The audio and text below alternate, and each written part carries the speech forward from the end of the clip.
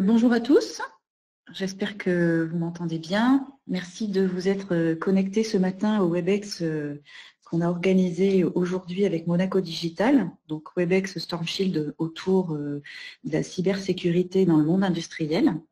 Désolé, on a pris un tout petit peu de retard, c'était juste pour que chacun ait le temps de se connecter à cette présentation. Donc, je suis Valérie Bernardo, je suis l'une des intervenantes de cette présentation ce matin. Donc, je travaille sur la partie commerciale chez Storm-Shield. Je vais tout d'abord laisser la main donc, à Jérôme Triglia de chez Monaco Digital qui va introduire cette présentation. Jérôme, je te laisse intervenir. Oui, bonjour à tous. Merci Valérie. Donc effectivement, je suis Jérôme Triglia, je fais partie de Monaco Digital. Je ne vais pas vous tenir longtemps le discours, c'est histoire juste de présenter Monaco Digital très rapidement. Donc nous sommes une entreprise de service du numérique basée à Monaco. Nous sommes découpés en plusieurs centres de services, donc on peut les voir à l'écran. Nous avons un centre de service cybersécurité, qualifié PASI, prestataire d'audit des systèmes d'information. Nous avons un service cloud, un centre de service infrastructure et réseau. C'est celui-ci aujourd'hui qui est concerné par la présentation et le webinaire de Storm-Shield. Je reviendrai plus en détail après. Un service infogérance pour tout ce qui est support et assistance à l'utilisateur. Conseil transformation digitale, c'est de la MOA et de l'accompagnement au développement numérique et à la transformation digitale des entreprises. Un centre de service développement d'applications pour tout ce qui tourne autour du Java, Office 365, SharePoint, .NET. Et enfin, le petit dernier, c'est le campus. C'est un centre de formation dédié aux nouveaux usages du numérique, basé dans nos locaux à Monaco. Très rapidement, Monaco Digital, sur l'année 2019, c'est 29 millions d'euros de chiffre d'affaires. Nous avons clôturé l'exercice à 200 collaborateurs. Plus de 850 clients. Et comme je vous disais, le siège est basé à Monaco, mais nous avons également 3 agences en France, une à Paris, une à Biot dans le 06 et une autre à la Bouilladis près de Aix-en-Provence.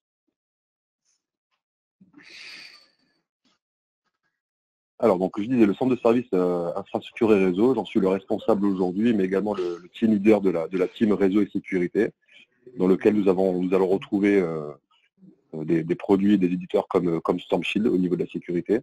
Avec Storm-Shield, c'est un partenariat qui est fort de plus de 15 ans. Nous avons une équipe d'ingénieurs certifiés au plus haut niveau, donc on peut le voir sur le petit badge à gauche. Ils sont certifiés au nombre de 7 sur Storm-Shield au niveau expert. Et notre accompagnement auprès de Storm-Shield et auprès de nos clients, ça va être sur de l'audit, de la préconisation sur les architectures firewall. On va faire de l'étude, de la conception et de la configuration, toujours ce qu'on appelle Secure by Design, en suivant les recommandations de configuration et de durcissement qui sont dictées par l'ANSSI en France et par la MSN sur la principauté de Monaco. On peut également faire du support de niveau 3, donc on va être en escalade aux équipes de support pour justement pouvoir vous aider à résoudre vos incidents de la meilleure des manières. Voilà pour moi, Valérie, je vous redonne la main. J'essaie de faire rapide. Merci. Alors, déjà pour commencer, je voulais que vous puissiez avoir une image un peu de qui nous sommes. Au niveau des interlocuteurs régionaux chez Storm-Shield, alors ce qu'il faut savoir, c'est que nous sommes une entreprise de proximité. Hein, on est constructeur depuis très longtemps sur la France et on a des équipes régionales. Donc là, vous avez une vision des interlocuteurs justement régionaux. Donc nous sommes deux commerciaux, donc Valérie Bernardo, moi-même et Stéphane Viel, donc sur la zone Grand Sud-Est. Et nous sommes épaulés par 2 ingénieurs avant-vente, Olivier Degarme, Thomas Vial, et nous avons également, basé sur l'agence de Lyon, une personne qui s'appelle Vincent Niquès, qui va aussi intervenir ce matin, qui travaille plus spécifiquement sur l'écosystème industriel et nos partenariats sur cette offre particulière chez nous. Donc les intervenants de ce matin seront donc Thomas Vial et Vincent Niquès sur la partie offre. Pour ma part, je vais démarrer par la présentation de l'agenda. Voilà, donc on va commencer par une petite partie de quelques minutes dont je vais m'occuper sur la présentation de la société et puis un peu de notre manière de travailler. Et puis ensuite, je passerai la main à mes collègues sur l'écosystème outils, notre offre de sécurisation et puis les use cases, des cas clients. On va essayer de rentrer un peu dans le concret. Alors, qui sommes-nous? Alors, nous sommes StormShield, nous sommes une entreprise résolument européenne et résolument ancrée dans la cybersécurité. Pour faire un peu d'historique, je pense que beaucoup d'entre vous le savent déjà, mais l'entreprise StormShield est issue de la fusion de 2 PME françaises fondées autour des années 2000, qui étaient Netask et Harpoon, qui ont été concurrentes pendant des années, puisque 2 constructeurs français de cybersécurité, et donc notamment d'équipements firewall.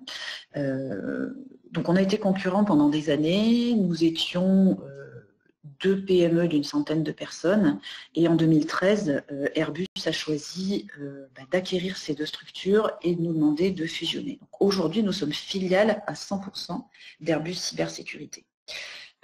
L'idée du rachat de ces sociétés, l'idée a été entre autres portée par l'ANSSI et par l'activité de ces 2 sociétés. C'est-à-dire que Netask et Harpoon étaient concurrents, néanmoins avaient, on va dire, 2 gros points communs. Le premier, c'était d'être français, et le second, c'était de se positionner en tant que constructeur de confiance en cybersécurité. C'est-à-dire d'avoir fait des démarches extrêmement poussées auprès de l'ANSSI et d'avoir certifié et qualifié les produits auprès de l'ANSSI. Ça a impliqué que Netask et Harpoon étaient extrêmement présents chez les olivets, dans des domaines sensibles de manière générale. Et du coup, à un moment, il a fallu se poser la question, que se passerait-il si une de ces PME, à l'occasion d'une crise financière ou de je ne sais quoi, était en péril? Il se passerait que justement, un tas d'organisations sensibles seraient elles-mêmes en péril en termes de cybersécurité. Donc l'idée, ça a été de travailler avec un grand industriel européen pour justement sécuriser la France et aujourd'hui finalement l'Europe dans l'approvisionnement de produits de confiance. Donc c'est Airbus qui s'est positionné dès le départ parce que Airbus avait déjà une grosse activité en fait en termes de cyber. Donc ça s'est passé en 2013, donc rachat, la fusion effective et le nom StormShield est arrivé en 2014, donc 1er juillet 2014, avec le lancement de notre marque et de nos gammes de produits, donc Network Security, la partie firewall, Endpoint Security pour les postes de travail et Data Security pour la confidentialité des données. Le point commun de tous ces produits, c'est la qualification ANSSI, bien évidemment. La qualification ANSSI et l'image d'acteur de confiance restent plus que jamais ancrées dans l'ADN de StormShield. Aujourd'hui, StormShield, donc on l'a dit, filiale d'Airbus à 100%, c'est une entreprise qui a énormément évolué en termes d'image, en termes de chiffres depuis le rachat, puisqu'on est passé depuis la fusion d'à peu près 180 personnes à plus de 300, puisque on est aujourd'hui représenté chez plus de 15 000 clients, puisqu'on est présent aujourd'hui dans plus de 40 pays. Notre mode de distribution, par contre, n'a absolument pas changé depuis les époques de Netask et d'Harpoon, puisque nous avions fait le choix à cette époque d'être distribués de manière 100% indirecte à travers un réseau de partenaires, et que ça continue, c'est-à-dire que nous sommes distribués à travers notre réseau. Pour donner quelques chiffres, Monaco Digital aujourd'hui, c'est un partenaire qu'on connaît depuis entre 10 et 15 ans. Alors, Jérôme, tu m'excuseras, je n'ai pas la date précise en tête, mais en tout cas, depuis plus de 10 ans, Monaco Digital fait partie du top 10 de nos partenaires sur la région Grand Sud-Est. Donc on est aujourd'hui plus que jamais présent avec eux sur cette zone. Donc environ 900 partenaires dans le monde et plus de 1000 personnes certifiées par an, donc certifiées, c'est-à-dire qui se forment techniquement sur nos solutions.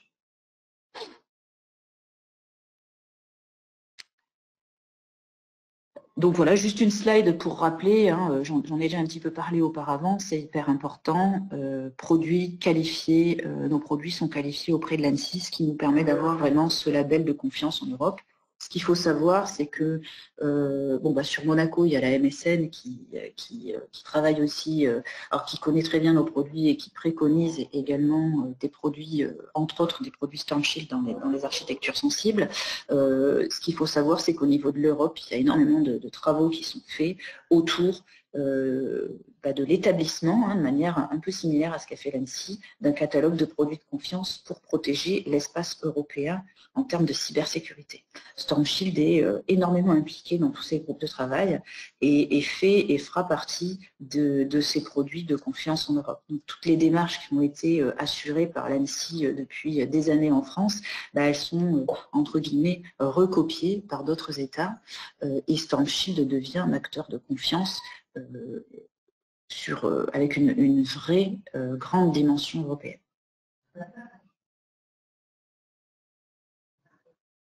Alors, je vais laisser la main à Vincent Niquez sur la partie environnement OT. Merci beaucoup, Valérie. Bonjour à tous, bonjour à toutes et à tous. Je vous propose de regarder dans un premier temps ensemble les secteurs en fait où on voit intervenir de l'automatisme, puisque la sécurisation des systèmes industriels, c'est la sécurisation des automatismes, et on le retrouve dans tout un tas de secteurs, alors qu'on a parfois bien identifié comme l'industrie ou le manufacturing, et parfois un peu moins identifié. Donc là, l'idée, c'est de regarder ensemble un petit peu là où on va retrouver tous les aspects de système industriel. Alors évidemment, le plus évident, c'est l'industrie et le manufacturing. Donc l'automatisme, on le retrouve dans l'agroalimentaire, de l'automobile, dans le textile, voilà, dans tout ce qui est lié à la production de biens. C'est quoi? C'est en fait des processus industriels en fait qui vont mettre en œuvre de manière automatisée l'ensemble donc la production de biens. Voilà. Donc il y a des enjeux forts sur ces systèmes-là. Il y a quelques années, on avait des attaques sur des grosses infrastructures, des attaques étatiques sur des grosses infrastructures d'énergie, etc.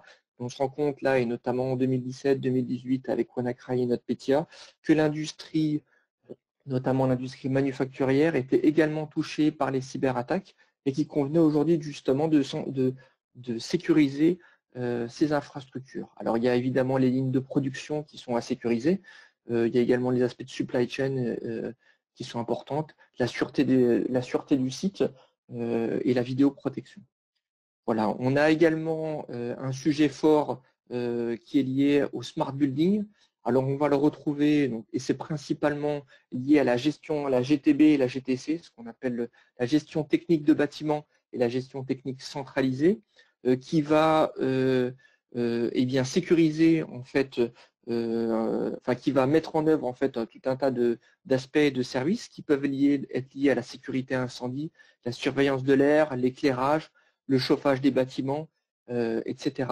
Donc ces systèmes-là se retrouvent dans les bâtiments intelligents. On peut retrouver ça dans les hôpitaux, dans les stades de foot, dans les mairies, dans les musées, etc.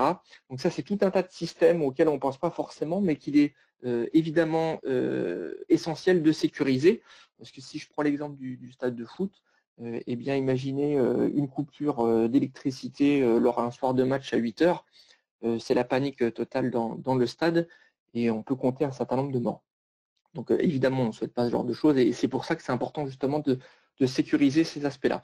Et puis le smart building, on le retrouve aussi dans des activités transverses qui peuvent être le transport aussi, notamment dans le métro, dans les aéroports, etc. On va avoir une gestion technique centralisée de gestion de l'air dans les tunnels de métro, etc. Gestion incendie qu'on va retrouver également sur ces infrastructures-là. Dans le domaine de la santé, on va également retrouver de l'automatisme.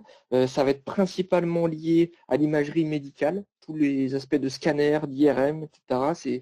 c'est des automates qui gèrent justement ces équipements-là, ou les équipements de diagnostic en laboratoire, donc tout ce qui est prise de sang et autres. Là encore, c'est des équipements qui sont automatisés. Voilà, un gros axe, c'est également le transport. Voilà, si on prend l'exemple des aéroports, les systèmes d'information qui sont critiques sur ces systèmes-là, ça va être le tri-bagage, les convoyeurs, les systèmes de contrôle passager. Ça, c'est des systèmes d'information vraiment critiques pour ces infrastructures. Le métro, avec notamment la signalisation, la logique traction. La logique traction, c'est ce qui apporte de l'énergie à une rame de métro, par exemple. C'est essentiel. Et puis, au niveau des autoroutes également, avec la signalisation des usagers, la sécurité des tunnels. On a certains tunnels en France qui sont des OIV. Donc, voilà, donc c'est important de sécuriser ces systèmes-là. Également l'aspect naval également, on va voir, si on prend l'exemple du Charles de Gaulle, c'est 5000 systèmes industriels qui sont intégrés dans le Charles de Gaulle. Donc vous voyez, il y a de quoi faire sur ces systèmes, enfin dans le naval. Au niveau des trains également, hein, l'automatisme il se retrouve sur les 30 000 km de rails de la SNCF, par exemple, notamment pour SNCF Réseau, on travaille d'ailleurs avec eux. Donc là aussi, voilà, c'est de l'automatisme. Dans l'énergie et dans l'eau, donc dans l'énergie, c'est les systèmes les plus critiques et c'est on va dire les infrastructures les plus sensibles au sujet, parce que c'est elles qui ont été aussi sujet à de nombreuses attaques, une destroyer, Black Energy, pour en citer quelques-unes. Et donc voilà, donc elles sont sensibles au sujet, donc c'est tout ce qui est lié à la production et à la distribution d'énergie, notamment avec les sous-stations. Et puis également l'eau, avec les stations d'assainissement. On retrouve beaucoup de stations d'assainissement qui sont amenées à se sécuriser. La distribution et le stockage de l'eau, on a un certain nombre, je vous présenterai un use case tout à l'heure où on est assez présent justement dans la distribution de l'eau. Donc voilà, globalement, un certain nombre de secteurs où on peut voir intervenir de l'automatisme. Voilà, je propose de regarder ensuite les enjeux qui sont liés justement à ces infrastructures-là. Alors les enjeux côté IT, vous les connaissez, hein, c'est la perte de chiffre d'affaires pour une entreprise, le vol de données, également la responsabilité civile quand on est dans le cadre d'une infrastructure nationale, et puis la notoriété quand on est dans le cadre du privé. Hein, quand on se fait attaquer, eh bien, il y a tout forcément un enjeu qui va impacter la notoriété. Sur les systèmes industriels, on a deux enjeux forts qui sont vraiment spécifiques à ce domaine-là. C'est notamment les dommages matériels et corporels. Je vous citais tout à l'heure l'exemple du métro. Si je prends la ligne 1 sur Paris, elle est gérée par 2 personnes, donc c'est extrêmement automatisé, et c'est une ligne qui transporte des milliers de personnes, elle roule à 80 km/h. Donc voilà, il y a à la fois des dangers côté matériel sur l'infrastructure, sur la rame elle-même, et puis également corporel. Voilà, il ne faut pas oublier qu'on transporte des usagers. Donc c'est valable pour tout un tas d'industries, c'est valable pour tout un tas d'infrastructures. Si on imagine des stations d'assainissement ou de la distribution d'eau, voilà, on peut avoir vraiment des dommages importants si on se fait attaquer. Pareil pour l'énergie, hein, le blackout d'une région, ça cause en général un certain nombre de soucis, pas uniquement juste pour allumer son four, pour cuisiner le soir, mais pour l'ensemble des infrastructures.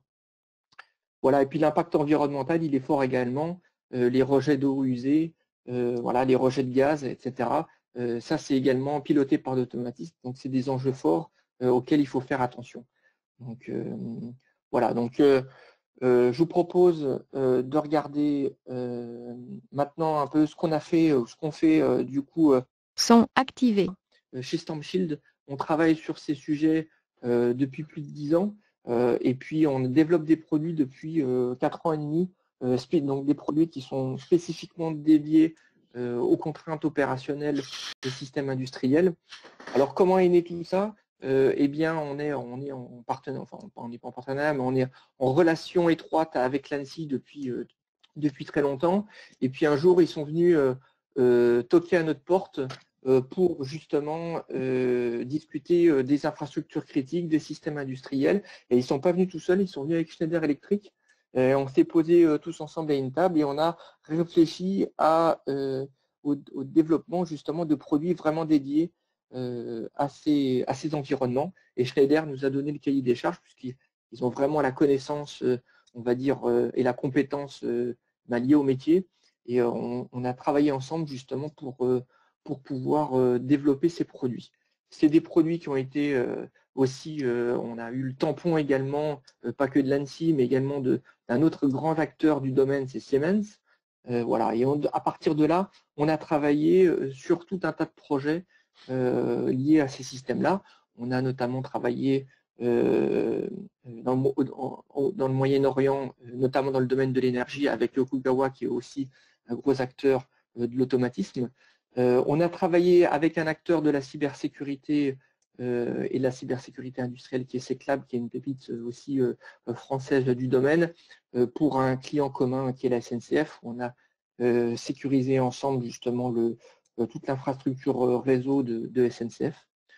Voilà. Et puis Stormshield est aussi en lien étroit avec ETN, qui est un distributeur connu du domaine de l'OT, avec qui on travaille en étroite collaboration.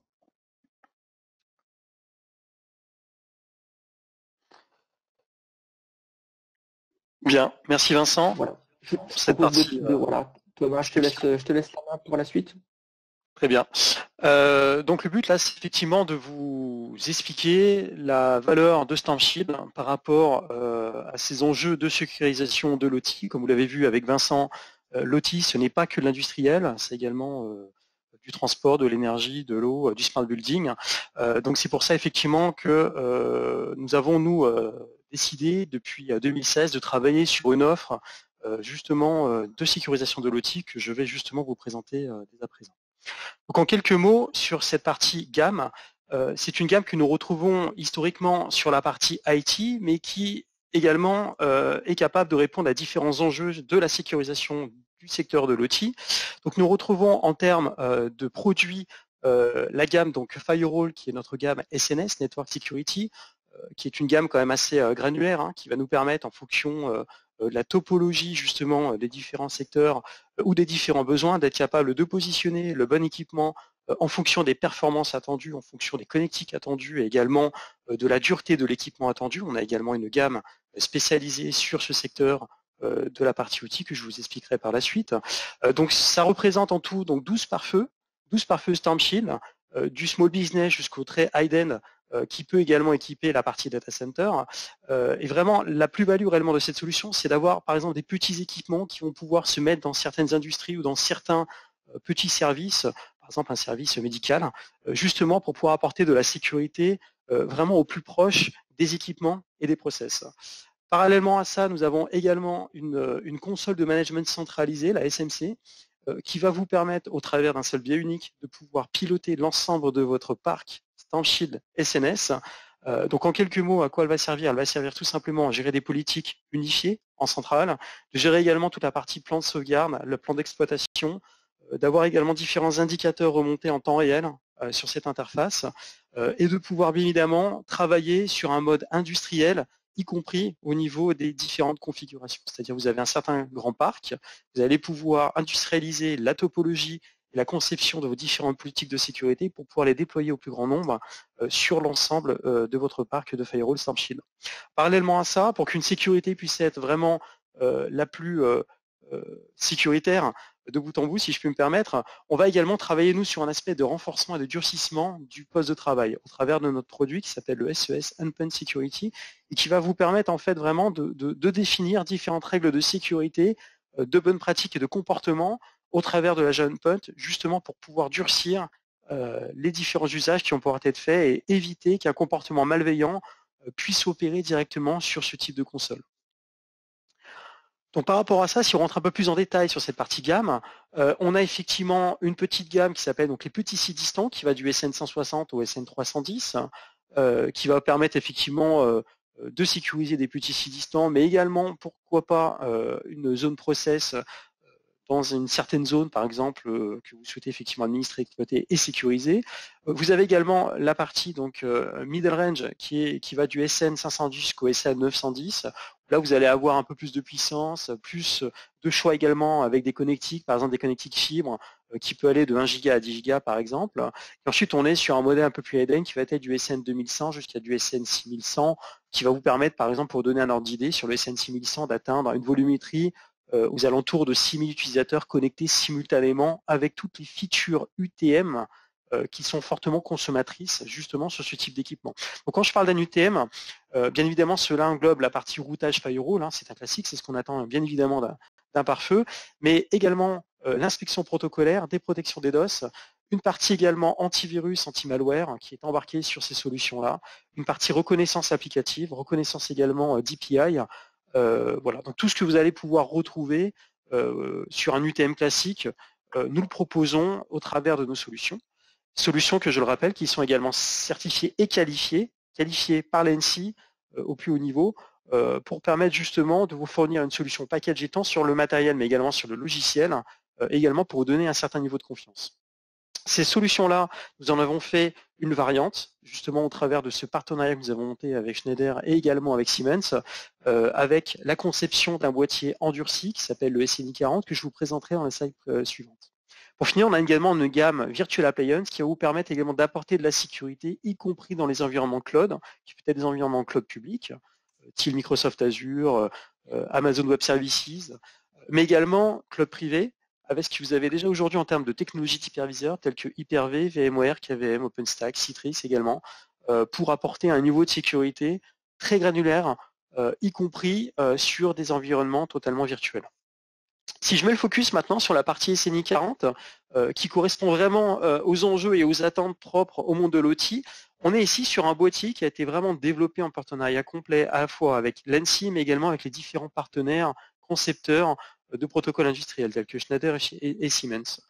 Ce boîtier est endurci. Ce boîtier est capable de supporter bien évidemment des températures très très hautes, mais également très basses, un taux d'humidité vraiment très fort, situé entre 0% et 90%, et également des contraintes liées à l'insertion de ce boîtier dans des environnements complexes, tels que l'alimentation électrique, qui peut se faire au travers d'une double entrée, donc on est sur des bonnes pratiques du monde OT, double entrée alimentée en 24 volts, mais également sur un format d'insertion dans des baies électriques et dans des baies vraiment d'automates en format RAID-in. On est vraiment sur un formatage vraiment très précis qui va permettre vraiment de mettre ce boîtier au plus proche des automates. Vous n'allez pas forcément le poser sur une baie ou quelque part. Vous allez pouvoir vraiment l'insérer vraiment au plus proche au sein même de ces baies électriques. L'autre point, c'est qu'on est sur une reconnaissance protocolaire de fait de nos partenariats assez avancés. Comme je vous l'ai dit, nous avons travaillé avec Schneider, Siemens, mais également avec d'autres partenaires vraiment indispensables du monde de l'OT. Aujourd'hui, on est capable de reconnaître des protocoles industriels tels que Schneider, Siemens, mais également Rockwell, du Modbus, de l'UMAS, de l'OPC, du Profinet, du BACnet. Voilà, donc on a effectivement un portefeuille au niveau de reconnaissance applicative vraiment assez exhaustif. Et quand nous reconnaissons un protocole, tel que nous l'affichons aujourd'hui, nous allons reconnaître bien évidemment le format de ce protocole, le bon formatage de ce protocole une fois de plus, mais également le contenu de ce protocole. Pour vous donner un exemple concret, notre technologie va vous permettre par exemple de sécuriser, pour donner un ordre d'idée, une vanne par exemple. Une vanne qui est effectivement assujettie à une pression dans le process à 10 bars. Si par exemple la console de contrôle ou de supervision est infectée et que le code malveillant essaye d'induire une pression de 20 bars sur cette vanne, nous allons pouvoir, au travers de cette reconnaissance applicative, également du champ data de la trame, pouvoir intervenir et identifier ce qui se passe. Donc, vous allez pouvoir identifier que finalement la pression, l'instruction qui est envoyée n'est pas de 20 bars mais de 10 bars, et également mettre en place un garde-fou. Du fait que j'ai pu identifier cette pression de 20 bars, cette poussée de 20 bars, je vais pouvoir identifier, bloquer et avertir l'administrateur qui a un comportement qui est suspect et malveillant. Donc, ça va vous permettre également à vous de pouvoir sécuriser votre production, de garantir que la production va pouvoir continuer et bien évidemment garantir le fait que votre système reste intègre physiquement, qu'il n'a pas été compromis physiquement au niveau de son intégrité physique. Donc ce boîtier-là va pouvoir s'intégrer sous différents biais, soit en mode transparent, au travers d'un mode bypass que nous avons intégré en termes réseau, soit en mode routage, c'est-à-dire on va être en rupture au niveau de l'insertion réseau, donc on va avoir différents plans ASH, il va se comporter comme un firewall standard, soit en mode hybride. On va avoir des ports qui vont fonctionner en mode routage et d'autres qui vont fonctionner en mode bridge. Donc sur la sûreté de fonctionnement, ce qu'on intègre, c'est avant tout un bypass pour le mode bridge qui va vous permettre, si vous le décidez bien évidemment, en cas d'incident sur le boîtier matériel, de pouvoir se comporter comme un fil. C'est-à-dire que si le boîtier a un problème, une panne physique, ce boîtier-là ne va pas être un boîtier de rupture au niveau de la chaîne de transport de l'information. Il va se comporter comme un fil au niveau de ces deux ports réseau, le port 1 et 2, pour justement permettre à votre production de continuer. Et donc cela va vous permettre également d'apporter de la reconnaissance applicative et protocolaire, y compris sur ces ports, pour pouvoir garantir un certain niveau de fonctionnement. En complément, comme je vous l'ai dit, on a également une gamme SES qui va vous permettre d'insérer justement cet agent endpoint sur différents organes OT tels que les organes de supervision qui sont des organes vraiment indispensables sur cette partie remontée d'informations et interfaçage avec justement les différents collaborateurs qui vont devoir surveiller un certain nombre d'informations. La console de programmation pour pouvoir pousser des nouvelles instructions sur votre production, pour pouvoir mettre à jour certaines parties. Également l'aspect télémaintenance. Vous pouvez très bien mettre à disposition des postes de rebond pour vos télémainteneurs pour qu'ils puissent effectivement effectuer leurs tâches de télémaintenance ou même de contrôle. C'est également des organes assez sensibles et qui nécessitent également une sécurité renforcée. Donc cette sécurité, nous allons la décliner suivant plusieurs axes. Le premier, c'est déjà de fonctionner sur un autre mode qu'un antivirus classique qui est d'une protection sans base de signature. On se rend compte que analyser en temps réel des flux en se basant sur une base de signature, ce qui a été vraiment la force des différents acteurs du monde de l'antivirus et anti-malware depuis ces dernières années, finalement aujourd'hui ne vous permet pas de vous sécuriser de bout en bout, en particulier avec des ANAS vraiment type très précises qui peuvent être développées par des groupes de hackers avec un certain financement ou par exemple des attaques étatiques, comme vous l'a expliqué Vincent précédemment. Donc on se rend compte que maintenant on essaie d'avoir une intelligence vraiment propre directement sur l'agent sans forcément devoir être en communication avec une base centrale pour pouvoir mettre à jour cette base de signature et également pour pouvoir renforcer cette analyse. On est aujourd'hui sur une analyse de type NextGen qui va justement inclure différentes méthodes justement pour pouvoir identifier des comportements suspects. L'autre point, c'est de pouvoir isoler des postes. Isoler des postes comment? C'est de pouvoir identifier un problème et en cas de problème, c'est de pouvoir travailler sur les aspects de remédiation et de pouvoir bloquer pour éviter tout simplement des déplacements latéraux. L'autre point, c'est également de monitorer et de superviser et également de sécuriser l'intégrité physique de ces différents postes. Comment cela va se faire? Tout simplement en évitant que un utilisateur malveillant puisse venir avec une clé verrouillée et de pouvoir l'insérer directement sur la console IHM ou la console de supervision. Donc le but, ça va être de dire, je souhaite manager et avoir vraiment une gouvernance au niveau de mon gestion de parc de clés USB et de pouvoir fournir la bonne clé USB au bon intervenant ou à la bonne personne tout en l'ayant référencé au préalable avec un OID vraiment unique au niveau des clés USB. Ou alors tout simplement en travaillant avec une marque Kingston ou autre qui seront des marques de confiance sur lesquelles vous permettez qu'un utilisateur puisse directement le connecter sur sa console. L'autre point, c'est de travailler avec un système de liste blanche ou liste noire. C'est de dire, soit j'autorise uniquement mes applications à fonctionner, les applications de confiance, soit je bloque des applications qui n'ont pas lieu d'être. Par exemple, lancer l'application PDF Reader ou un Word sur une console de supervision IHM n'a pas de sens. Et pourtant, aujourd'hui, on se rend compte qu'il y a quand même un grand nombre d'attaques, par exemple les cryptolockers, qui ont utilisé ce biais au travers des fichiers PDF et des fichiers Office pour l'exploitation de Zero Day. Donc le but, c'est d'avoir une approche et de se dire qu'est-ce que j'utilise réellement sur ce type de poste ou qu'est-ce que je n'utilise pas pour vous permettre vraiment de réduire la surface d'attaque et être sûr effectivement qu'il n'y ait pas d'incidence justement à l'exécution de tel ou tel programme sur le lancement de ce type d'automate. On se rend compte aussi que le monde outil est quand même assez chronophage et que finalement les applications que vous utilisez resteront les mêmes applications que ce soit dans 1 an ou dans 5 ans ou dans 10 ans. On est sur un monde qui est quand même assez vieux dans la dureté, c'est-à-dire dans la longévité, si je puis me permettre. Et donc à partir de là, on se rend compte que finalement les applications telles qu'elles ont été fournies par le mainteneur resteront les mêmes au bout de 10 ans. Donc ça, c'est quelque chose que vous pouvez anticiper dès à présent sur une liste blanche en autorisant uniquement que les applications qui vont être utiles au bon fonctionnement de votre système outil. L'autre point, en complément des clés USB, c'est bien évidemment contrôler les périphériques. On peut parler par exemple d'un device, d'un iPhone qu'on souhaite connecter directement sur le poste, qui pourrait effectivement apporter une connectivité 4G, donc qui serait un point d'entrée des utilisateurs malveillants, mais également un point de sortie, par exemple propre à l'information qu'on pourrait collecter sur votre système outil. Donc tout ça, c'est également une intégrité complète du poste qui va nous permettre, au travers de cet agent SES, de pouvoir vérifier que n'importe quel device ne soit pas connecté n'importe où.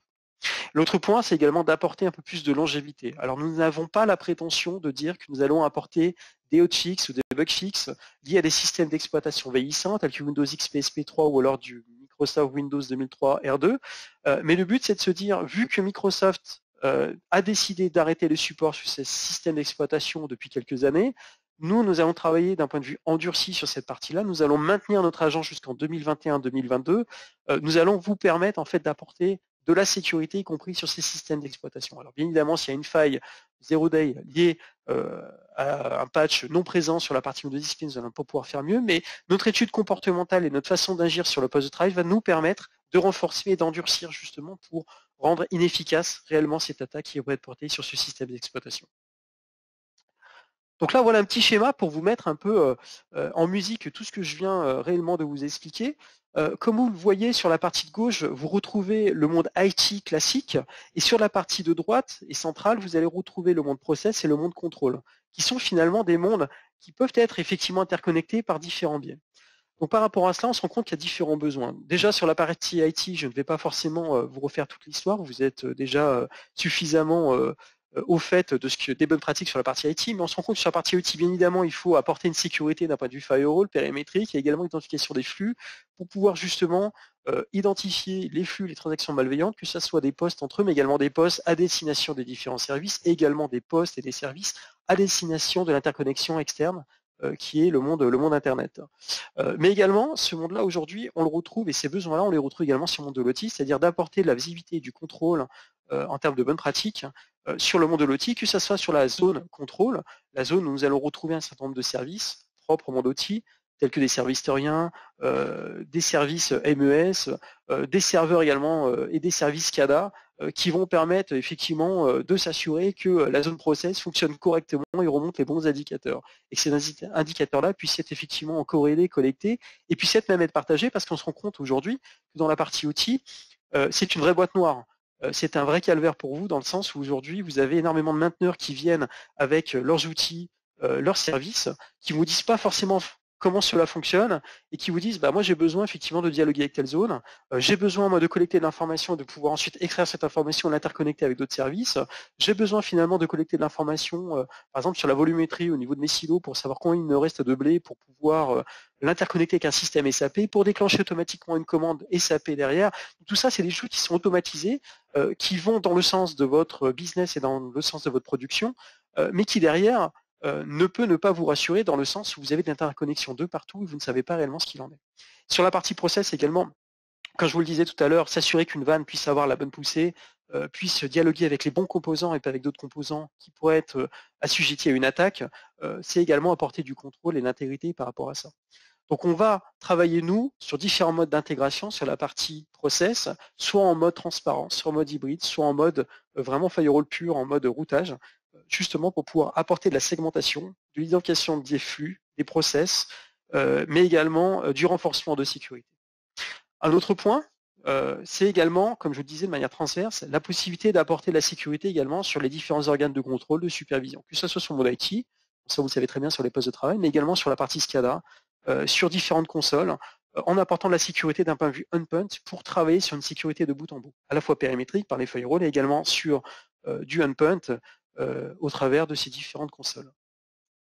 Parallèlement à ça, on se rend compte qu'il y a de plus en plus de mainteneurs et également de besoins en termes de tunnels IPsec ou d'accès distant. Donc les tunnels IPsec, ça va être par exemple un site distant, un réseau de tramway distant avec un organe de contrôle qui est connecté en IPsec sur votre site central pour que vous puissiez vous gérer les aspects par exemple de paiement des différents tickets ou tout simplement d'informations sur l'état du réseau ou tout simplement de l'affichage dynamique. Par exemple, tel tramway est attendu à 10h03 par exemple le matin et que le prochain arrive d'ici 2 minutes.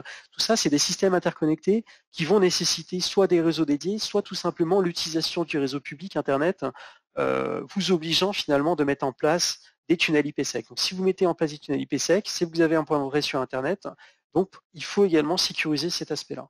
On a également des accès télémaintenance pour mettre à jour par exemple certains automates ou pour vérifier que l'automate est bien dans la bonne version et peut-être aurait besoin d'une mise à jour. Donc vous avez des besoins de télémaintenance pour permettre justement ce type d'usage et ce type d'accès. En quelques mots, et pour vous rassurer, parce qu'effectivement tout ça peut vous paraître assez complexe, le but c'est de travailler avec vous d'une manière maîtrisée sur ces aspects de sécurisation et bien évidemment sans impact et le plus important à votre rythme. On n'a pas pour but, avec Monaco Digital, de venir le lendemain, de poser des firewalls et de vous dire voilà, on a activé le mode bloquant, votre production est sécurisée de bout en bout et tout ça est fait en 24 heures. Ce serait totalement inconcevable d'imaginer cela. Donc le but, c'est vraiment d'avancer de manière séquentielle avec le partenaire et de pouvoir travailler avec vous de manière rassurée à votre rythme, vraiment sur un tempo que vous allez vous-même donner sur l'avancement de ce projet. L'objectif est avant tout de travailler sur une sécurité maîtrisée, une sécurité de bout en bout. Maintenant, il y a différentes étapes à respecter pour pouvoir atteindre cet objectif. On a deux grandes phases. Tout d'abord, la phase préparatoire qui va être faite avec Monaco Digital et également StormShield. On reste bien évidemment en support de Monaco Digital et en support de vous pour travailler sur ces aspects, pour vraiment vous rassurer et travailler avec vous sur cet aspect vraiment de projet global. Et bien évidemment, une autre phase qui va être gérée par le partenaire Monaco Digital sur cet aspect de sécurisation. On a plusieurs étapes. La première étape, c'est bien évidemment de travailler sur une phase d'identification d'architecture globale. Tout cela se fait au travers de discussions avec vous, avec les différentes personnes qui travaillent sur les différents services, IT, OT ou même à 100% OT, de vous demander un certain nombre de schémas, peut-être que vous les avez, peut-être que vous ne les avez pas, et pourquoi pas même envisager des visites de site. C'est-à-dire venir sur site, voir avec vous ce qu'il en est, comprendre votre architecture pour collecter un maximum d'informations. Ensuite, c'est d'aller plus dans le détail et comprendre les protocoles utilisés sur vos zones process et également les protocoles utilisés pour le dialogue OT-IT, parce qu'on se rend compte qu'on a de plus en plus d'interactions possibles entre la partie OT et la partie IT. Donc pour ça, on va collecter au travers des modèles des automates, des références des automates. On peut également travailler avec un mode capture de trame. On va prendre un switch, on va se mettre en écoute sur votre parc et on va collecter de l'information. Et cette information va nous permettre de comprendre ce qui se passe et de pouvoir identifier tout de suite les protocoles qui sont en jeu et qu'est-ce qu'on est capable d'apporter en termes de sécurité sur ces protocoles. La deuxième phase est bien évidemment la phase de mise en œuvre effectuée par votre partenaire. Et là, on a plusieurs phases. On ne va pas arriver une fois de plus, comme je vous l'ai dit, en mode bloquant sans comprendre ce qui se passe. Donc on va insérer des firewalls à différents endroits dans votre système d'information OT, tout d'abord à différents niveaux. Il y a la partie rupture de niveau 3, donc en interconnexion OT-IT. Potentiellement, votre mode OT discute avec la partie IT pour pouvoir apporter un certain nombre d'informations, pour pouvoir utiliser tout simplement le réseau IT pour accéder à Internet, tout simplement. Donc ça, on va pouvoir mettre en place un firewall pour pouvoir garantir cette étanchéité et également travailler sur un aspect du moindre privilège en termes d'accès. L'autre point, ça peut être tout simplement le mode OT qui est directement interconnecté au réseau WAN. On a vu certains clients poser une Livebox dans un coin, brancher un switch et mettre sur ce switch les différents automates. Donc ça, en termes de bonne pratique, c'est pas forcément recommandé. Donc nous, on va pouvoir s'intégrer dans cet écosystème-là, mettre en place un firewall pour pouvoir identifier les flux et ne permettre uniquement les flux qui vont être utiles. Et un dernier point, et ça c'est au travers de notre offre avec le SNI 40, c'est de mettre en place un firewall au plus proche de vos automates, au plus proche de votre zone process, en mode bridge, c'est-à-dire en mode non percutant et impactant sur votre production pour pouvoir travailler sur une phase d'identification de flux et également loguer un maximum. Une fois que nous avons mis en place cette partie-là, nous allons pouvoir, en étape 4, définir des règles non bloquantes suite à une première image des flux que nous allons pouvoir collecter au travers de ces différents firewalls. Donc on va pouvoir définir des règles non bloquantes, une fois de plus, et voir si effectivement ces règles et ces flux sont en correspondance complète. Est-ce que les flux que je collecte matchent bien les bonnes règles, sachant que ces règles ne sont pas encore bloquées. À partir de là, on va pouvoir se dire, bon, on a identifié les bonnes règles, on a travaillé avec l'intégrateur avec des règles vraiment bien précises, on va pouvoir maintenant travailler sur la phase de comment gérer les aspects du mode urgence et des plans de maintenance de mise à jour. Donc on va pouvoir mettre en place sur la partie StormShield d'une procédure et même un mode opératoire d'urgence qui va permettre vraiment de bypasser toute la partie IPS lorsqu'on va décider de l'activer en mode bloquant, pour vous rassurer vous, et également de pouvoir travailler sur une phase de mise à jour. L'autre point, c'est de travailler sur une segmentation de la partie réseau infrastructure OT pour vous permettre à vous de pouvoir apporter un peu plus de sécurité et de bonnes pratiques sur cette partie normalisation de la partie outil, telle qu'on pourrait le retrouver. En termes de bonnes pratiques, de manière vraiment synthétique, on rejoint en fait des bonnes pratiques qui ont été établies par différentes normes du monde industriel, qui sont déjà, pour la plupart, des bonnes pratiques que vous appliquiez déjà dans le monde IT, que vous allez reporter sur la partie outil. Tout d'abord, dans le monde outil, c'est déterminer les mesures de sécurité. Donc pour ça, on va faire une analyse de risque tant sur les risques de cybersécurité, mais également de sûreté de fonctionnement. Et on va les mettre en correspondance. L'autre point, c'est également travailler, comme je vous l'ai dit, sur une partie sécurisation du réseau. Donc, je vous l'ai déjà précisément expliqué précédemment, mais en quelques mots, c'est la segmentation IT-OT, c'est la segmentation des zones, des unités fonctionnelles des lignes de production, et c'est également une sécurisation de la partie des accès distants, télémaintenance et également téléconduite. Et travailler avec vous également sur une partie analyse de l'intégrité des données au plus proche du process, au plus proche vraiment de ce qui va se passer au niveau de production. On travaille également en termes de bonnes pratiques sur le durcissement des postes de travail, je vous l'ai déjà suffisamment expliqué, également sur une politique des contrôles des accès à la télémaintenance. Qui doit accéder à quoi, comment et sur tel protocole. Tout ça pour diminuer vraiment la surface d'attaque. L'autre point, cette surface d'attaque qui va être diminuée, on va la retrouver sur l'intégrité vraiment des postes de travail. On va éviter justement que des postes de travail puissent, au travers d'une clé USB, être compromis. Et on va également travailler sur un renforcement airbag de gestion de moindres privilèges au niveau de l'accessibilité des différents composants système sur l'identification et l'authentification des utilisateurs et des télémainteneurs. Tout simplement pour s'assurer que la bonne personne accède au bon contenu. Pour finir, vous allez terminer sur une partie gestion du patch management, des composants système de la zone process, mais également de votre environnement OT-IT global. Parce qu'on sait très bien qu'une partie qui est compromise du fait d'un manquement au niveau de l'application de patch peut potentiellement tout compromettre. Voilà, j'en ai terminé sur cette explication, sur cette partie sécurisation au travers de notre offre StampShield. Je vous propose que Vincent reprenne la parole et puisse vous expliquer un certain nombre de use cases et de success stories que nous avons eu un certain nombre de clients. Merci Thomas. Oui, alors du coup, je vous présente du coup trois use cases que je vous présente ici sur des axes différents, enfin sur des marchés différents, transport, eau et agroalimentaire. Le premier use case donc est au cas d'usage est lié au secteur transport. Le projet qui a été mis en œuvre, en fait, c'est un projet qui est lié en fait à aux infrastructures de gestion du trafic. Qui en fait pour une ville était initialement en liaison série en RS232, ils ont décidé de passer en IP et du coup ça nécessitait un certain nombre de points de vulnérabilité du coup liés à la sécurité. Donc pour rappeler en fait l'ensemble de l'infrastructure, il y avait la gestion donc, de la régulation du trafic, le comptage des véhicules, les feux de carrefour, les panneaux d'affichage. Donc deux objectifs en fait pour cette sécurisation, principalement liés aux armoires de rue, puisqu'en fait c'était ces armoires de rue qui sont connectées en fait aux infrastructures qui gèrent justement ce trafic. D'une part, le premier objectif était d'apporter de la segmentation dans ces armoires pour faire en sorte que si une personne ouvre une armoire, se connecte au réseau, elle ne puisse pas avoir accès à l'ensemble du réseau. Donc là, on a mis du firewall dans les armoires de rue pour segmenter. L'autre aspect, c'est la communication chiffrée avec le site principal qui gère l'ensemble de l'infrastructure. Et pour ça, on a mis une liaison sécurisée avec du VPN IPsec qui nous a permis de faire le lien et de pouvoir réaliser la maintenance de manière sécurisée. Dans le slide d'après, donc on voit un peu les équipements qui ont été mis en place pour ce cas d'usage. 2 clusters sur le site central, donc qui ont géré le trafic web et les connexions distantes. Des SNI 40, donc comme vous l'a présenté tout à l'heure Thomas, donc c'est notre firewall durci qui répond aux contraintes opérationnelles et aux contraintes, on va dire, d'environnement. Et c'est ce qu'on a mis en place donc, dans chacune des armoires. Il y a eu 45 SNI 40 qui ont été déployés. Et on en a déployé également, enfin on en a prévu et déployé également pour des chantiers temporaires. C'est-à-dire que lorsqu'il y avait des travaux de voirie, eh bien, il peut y avoir de la signalisation qui est mise en place. Et de la même manière, eh bien, on mettait un firewall pour pouvoir justement adresser cette gestion du trafic. Voilà.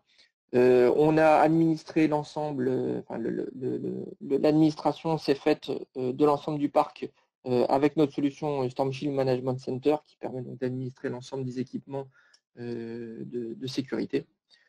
Les points qui ont été retenus par le client, c'est principalement notre boîtier orienté industrie qui correspond aux contraintes opérationnelles, la qualification ANSI et le mode bypass, comme vous l'a présenté tout à l'heure Thomas, donc qui permet de ne pas perturber en fait votre process, ou en tout cas la continuité du process, si une alimentation ou si un défaut pourrait intervenir sur l'équipement de sécurité. Voilà pour ce premier use case. Le deuxième use case est plus lié au secteur de l'eau et notamment à la distribution d'eau. C'est ce qu'on a mis en œuvre donc, pour une société, une métropole donc, qui gère la distribution d'eau potable. Alors dans ce use case, donc, on est en lien depuis 2013 avec cette métropole. Donc on a une confiance côté IT. Ils nous ont fait confiance sur justement l'intégration de nos équipements sur l'environnement outil et ça nous a permis en fait de placer des boîtiers sur l'ensemble des châteaux d'eau de la métropole. Donc ça c'était globalement le contexte de ce projet. En termes de besoins de sécurité, on a mis en place une double barrière, donc IT-OT, une segmentation du réseau. On s'est occupé du coup de gérer en fait la sécurisation des communications entre les châteaux d'eau et le site principal. C'est notamment pour ça qu'on a déployé ces firewalls sur les sites. Ça nous a permis de sécuriser à la fois la télémaintenance pour prendre la main et maintenir le château d'eau, mais également pour la téléconduite, donc savoir ce qui se passe sur le château d'eau et du coup avoir un lien avec la supervision qui est sur le site principal. On a mis en place une gestion centralisée de la sécurité avec notre console d'administration. Et on a établi le lien avec le SIEM de la métropole, qui est un SIEM Logpoint. Et donc, du coup, on a pu remonter tous les événements de sécurité des firewalls sur le SIEM.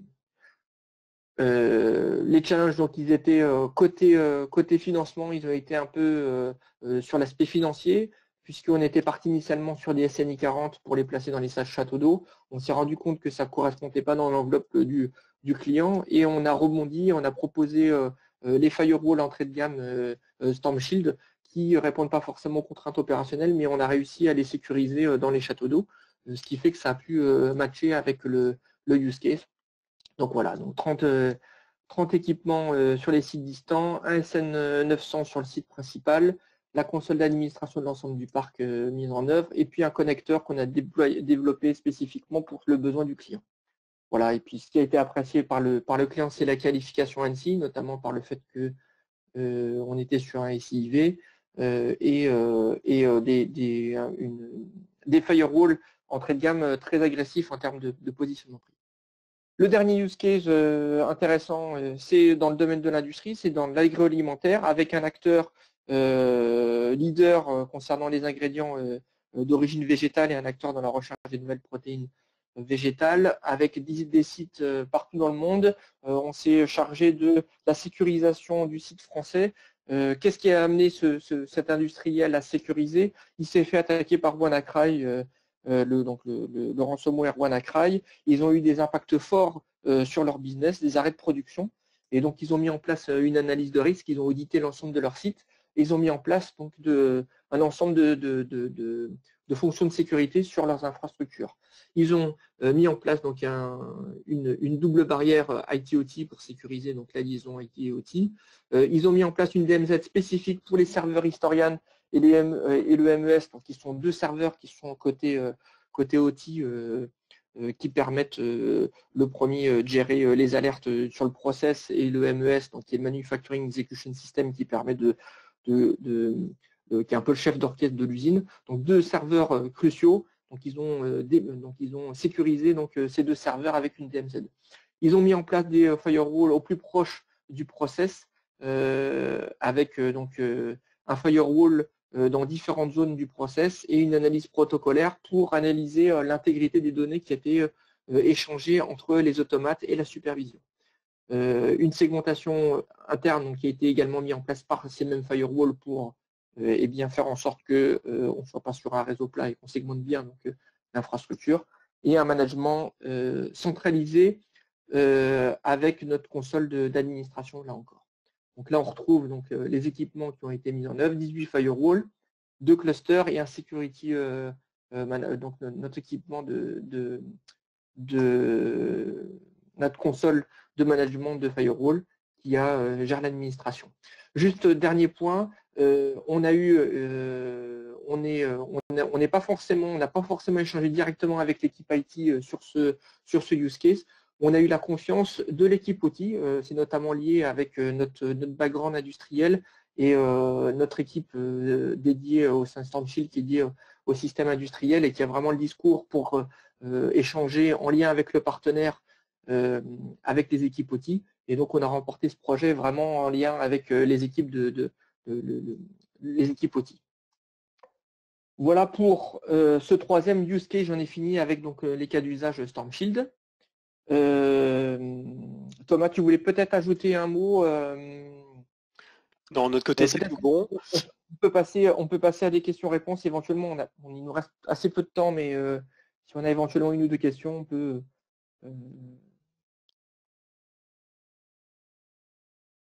passer à des questions. Si vous avez des questions, je vous invite à utiliser le chat.